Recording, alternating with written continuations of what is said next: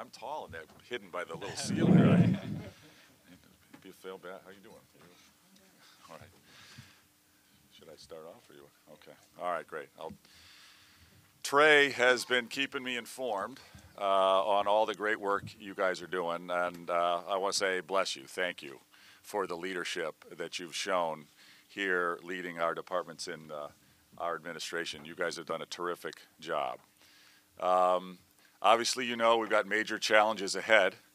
I know all of you are working with Trey as we think about how to do our administration of the government more efficiently, more effectively, on a more accountable basis.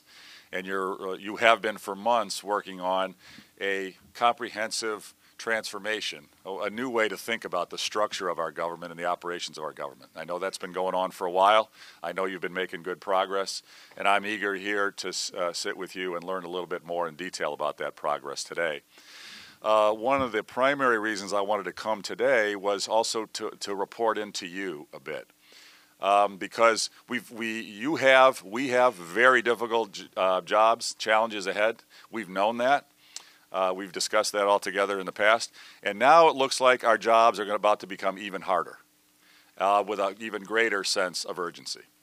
I'm sorry for that. I wish it weren't true, but it looks like there is not sincere interest within the legislature to support significant reforms of the structure of our government and the economic competitiveness of the Illinois economy. And without significant reforms, and in the context of a fundamentally unbalanced budget, frankly an unconstitutional budget, which is what the legislature has passed this spring, we are going to be facing very serious operating and cash flow challenges. And so Trey and I and our senior team has been discussing the actions we need to take together to prepare for the very real possibility that we do not have a budget, that we do not have the normal operating flow of capital that we're used to inside state government. We announced some of the preliminary steps in preparation and contingency planning that's needed yesterday, and that's just the first step. We'll be asking each one of you to review in detail your operations, your departments, and get ready for the very real possibility that we are facing cash crisis and a major restructuring of the government. Now, I'm very disappointed to bring you that news. We've worked hard for months and months to try to negotiate in good faith with the General Assembly a balanced budget, a truly balanced budget, and I'm still, I got to tell you, I'm stunned. And I'm very disappointed that the General Assembly did this year what they did last year. I still can't quite grasp. They did the same thing. An unconstitutional, unbalanced budget, and then they left May 31st. So that puts us in a bind. There's been, as discussion, as you know, there's some folks who said, we shouldn't talk about reforms, we should only talk about budget. Well, let's be crystal clear. Reforms are at the core of the budget. Reforms are what the budget should reflect. If we're not growing our economy, if we're not competitive and growing, we won't be funding our budget. And we will constantly have budgets year in, year out that are out of balance, as we've had for a long time. And unfortunately, as you all know, we have not been growing our economy. We've been pretty flatlined. We've lost 300,000 manufacturing jobs the last 15 years out of Illinois. We've lost 97,000 union jobs out of Illinois the last 10 years. Jim Schultz is well aware. He and I are battling right now. There are many companies thinking about leaving. Now, the good news is some are considering coming, and we're working them hard. But you know what? When they see the financial instability and lack of financial responsibility and lack of financial discipline that our government has shown so far this spring, it's hard if you're going to make hundreds of millions of dollars in new investment. It's hard to think about coming to Illinois. Now, we're going to stay as persuasive and aggressive as we can, but we are at a disadvantage with the types of budget and the irresponsible financial management that the legislature is imposing on us. And when they say, well, regulatory reform, workers' comp reform, tort reform, that's not the budget. let's be clear, it absolutely is about the budget, because those regulatory reforms allow us to grow our economy that increases our tax base and increases our tax revenue to fund the budget. Same thing with term limits, same thing with fair maps and redistricting reform. It gets folks into office who are public servants there to do the right thing, making some tough decisions for the long term, not just re-election.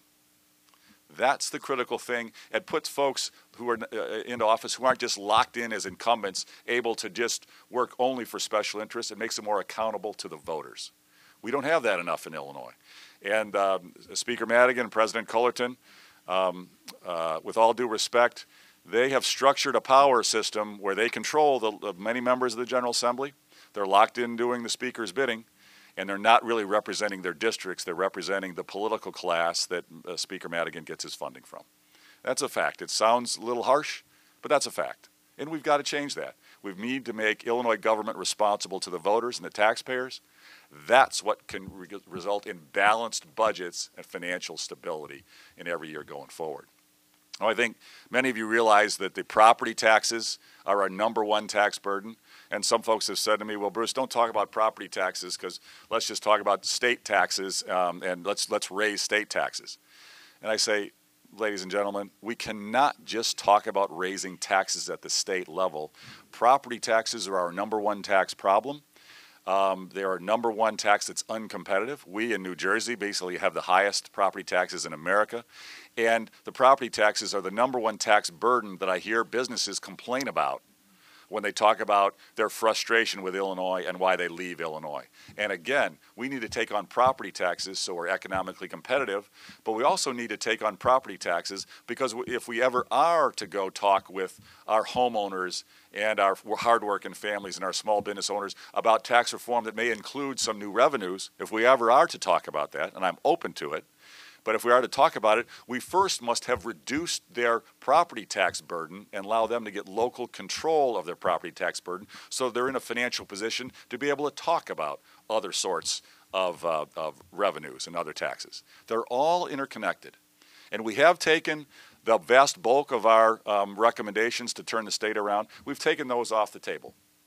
As in a spirit of compromise, we've taken many things off the table. You all know we have a very comprehensive plan to turn the state around, but we're going to do that over 4 years, not in the first 6 months.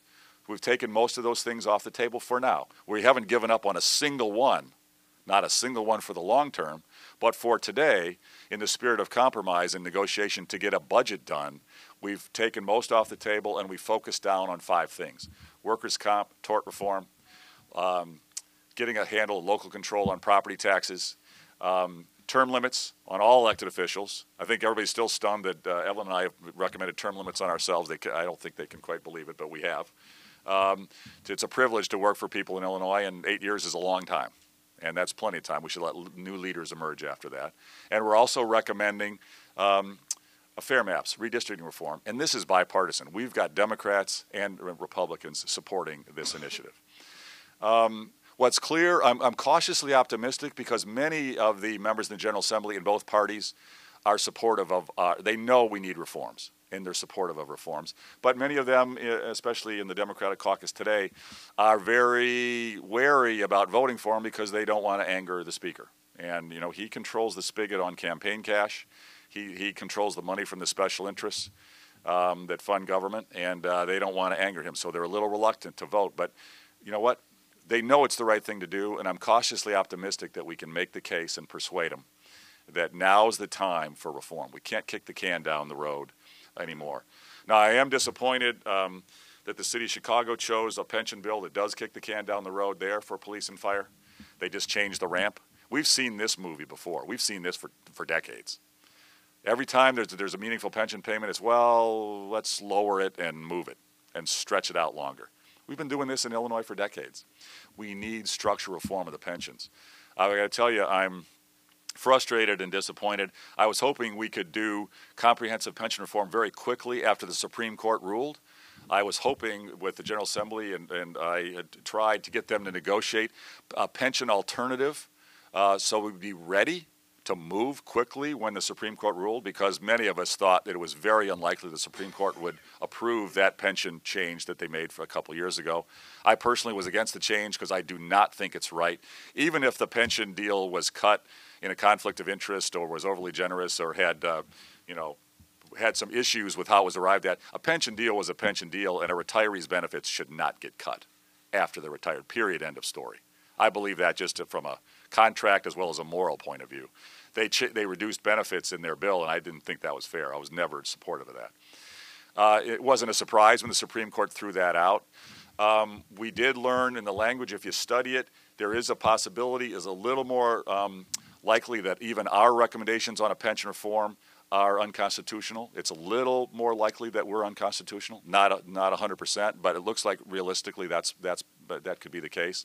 But we have learned from that, and we've met with President Cullerton. He was unwilling to meet with us prior on pensions prior to the Supreme Court ruling. We should have met prior, because we could have said, if this happens, we'll do this. If that happens, we'll do that. I guess that's not how government works. I'm amazed now. Pensions are our #1 financial crisis holding us, and we have not introduced. They have not been willing to talk about a new pension bill. So we're going to change that in the next couple of weeks. But we have to stay focused and we can't give up on this. We've got to stay strong. Reform before any other talks about revenue or talking about anything else. We need reform. Now, this puts us all in a bind, because the reality is we don't have a budget today, a constitutional balanced budget, and we have a team in the General Assembly who so far is completely unwilling to compromise. I've not seen them compromise on a single thing at this point. We've taken so many things off the table, and all they keep saying is, we just want to have the unbalanced budget and raise taxes. That's their only subject. That's all they'll talk about. Now, I've been told this morning that the Speaker plans to introduce a new workers' comp bill tomorrow. Our team has very quickly, to try to be responsive, reviewed it, and I'm sad to say that based upon review, it's not real reform. It's more of the same. It's more of a phony reform, more of insignificant reform, and again, we've seen this movie before. I think there's an attempt to try to say, hey, it's good faith compromise. It's nowhere near. It's really, in fact, some parts of it actually take away and cost businesses more money. So it makes us less competitive. So we're not in a place right now. I wish I could sit here and tell you we'll get there for sure. I can't say that. And so that means that puts a pressure on all of you, and I apologize. But we're going to have to go into serious, significant contingency planning now. We've been doing this, obviously, for days. We made a public announcement of some of our contingency plans yesterday. We'll be rolling those announcements out going forward. But we've got to prepare to run the government as best we can with the resources we have. Make sure we take care of the most vulnerable, protect the most vulnerable, run the government with the priorities covered, and do the best we can in the circumstances. That's going to require creativity on your part. It's going to make greater challenges for all you. I apologize for that.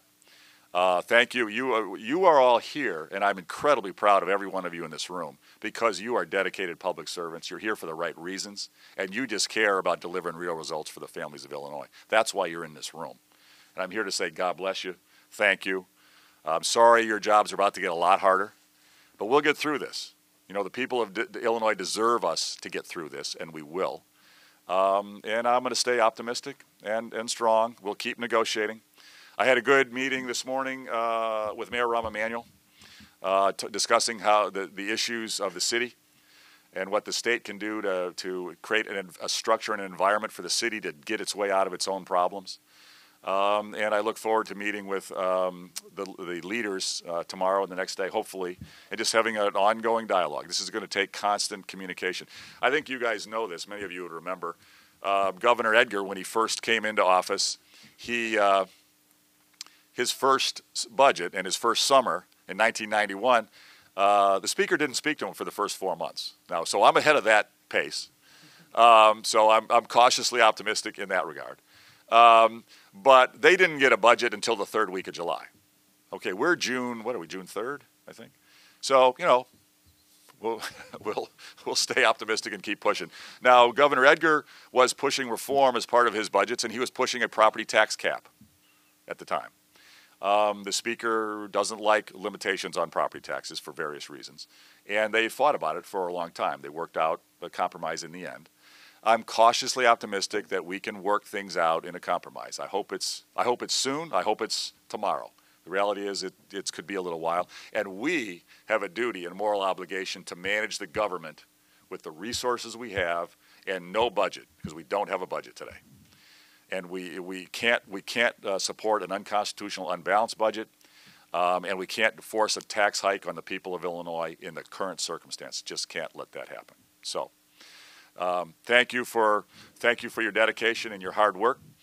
I'm all in for you. You guys know I've said this to each of you and in the past, and I'm here for you. My job is to help you do your jobs the best you can possibly do it. I wish I could deliver more resources for you. But you know what? The people of Illinois deserve reform in the fundamental direction of the state, first and foremost. If all we do is constantly raise taxes, we will never turn our state around. We need structural reform, and we've got to demand that. We've got to insist on that now. And with that reform can come more revenues, because we'll be a growing state, and we'll have rising family incomes, and we'll be competitive. And then that will allow us the resources to be compassionate, that we all want to do. I, as much as anybody in the state, wants to support our most vulnerable. But we've got to turn our state around, and now's the time to stand firm and stand strong on this principle. So thank you for being part of our team. I am humbled by your service. I'm humbled to work for you. I look forward to Trey and I working closely with you to help you get through this as effectively as you can, to make sure your teams are supported in every way that we possibly can support you. And I look forward to great discussions going forward. So thank you very much. Bless you. I'll turn it back over to Trey at this point. So at this point, we're going to take a little bit of pause on the agenda, and we'll reconvene. And you can stay seated, but we're going to allow some of our visitors to leave, but we'll recommence on